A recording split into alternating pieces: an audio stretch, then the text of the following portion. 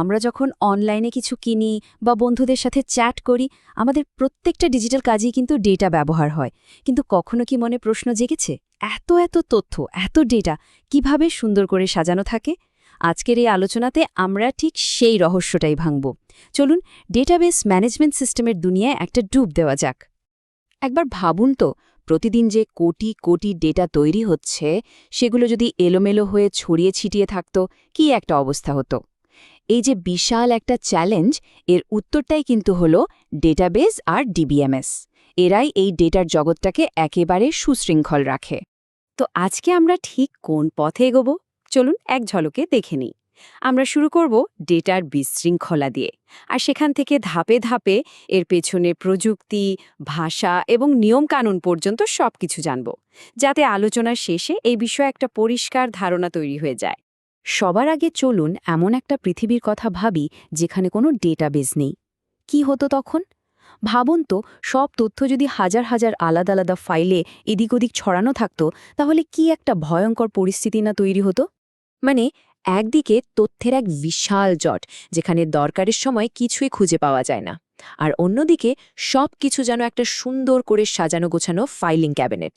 এই যে বিশৃঙ্খলা, এটাকে একটা শৃঙ্খলার মধ্যে আনার দরকার থেকেই কিন্তু একটা শক্তিশালী সমাধানের জন্ম হয়। আচ্ছা, এবার তাহলে সেই সমাধানের দিকেই যাওয়া যাক।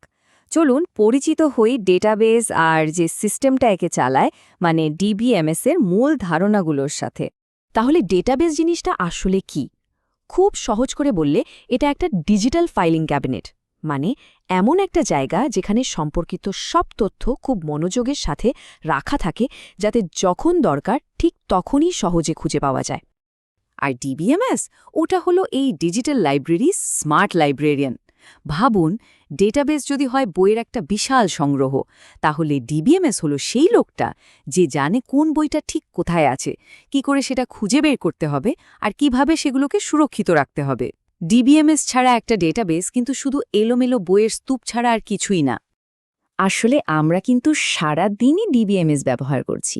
এই যে মাইএসকিউএল, ওরাকল বা মঙ্গোডিবির মতো নামগুলো দেখছেন, এগুলিই হলো সেই পাওয়ারফুল ইঞ্জিন যে আমাদের পছন্দের সোশ্যাল মিডিয়া অ্যাপ থেকে শুরু করে বড় বড় ব্যাংকিং সিস্টেম পর্যন্ত সবকিছুকে চালু রাখছে।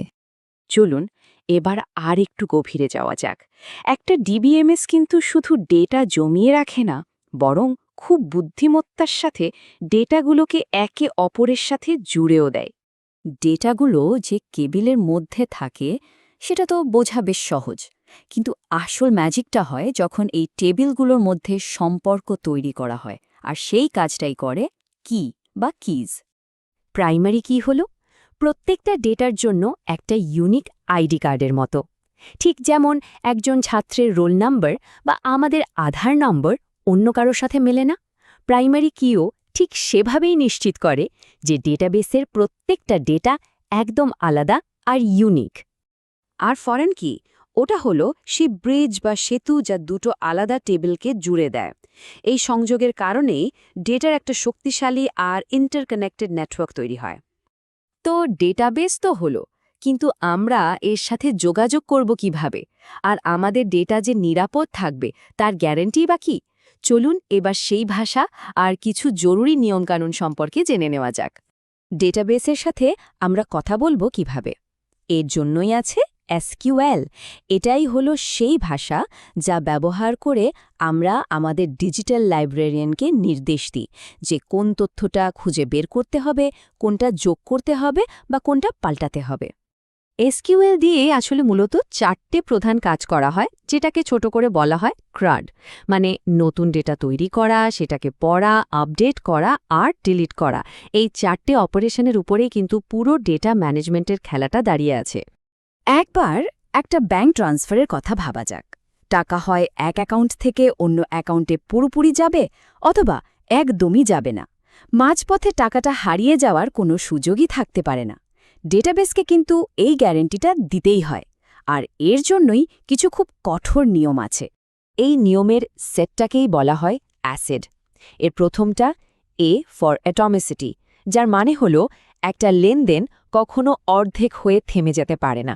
ওই যে ব্যাংক ট্রান্সফারের উদাহরণটা, ঠিক সেরকম। হয় পুরো টাকাটা যাবে, নয়তো 1 পয়সাও যাবে না। হয় সব, নয়তো কিছুই না। এরপর হলো সি, মানে কনসিস্টেন্সি।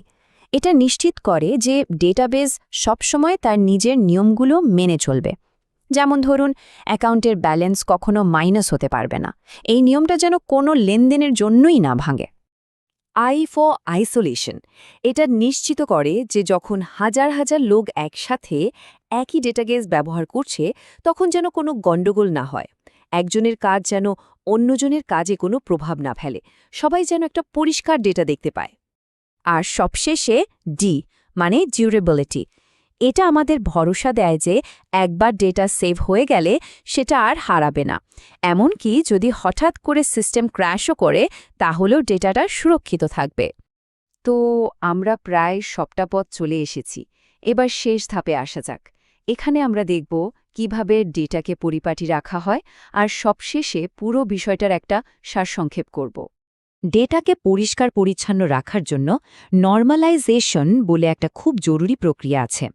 এর মাধ্যমে একই ডেটা যেন বারবার বিভিন্ন জায়গায় না থাকে সেটা নিশ্চিত করা হয়। এর ফলে ডেটাবেসটা অনেক বেশি এফিশিয়েন্ট আর নির্ভরযোগ্য হয়ে ওঠে।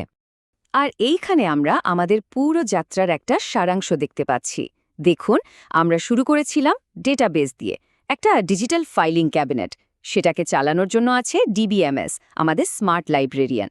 আমরা দেখেছি কিভাবে প্রাইমারি আর ফরেন কি ব্যবহার করে টেবিলগুলো একে অপরের সাথে কথা বলে।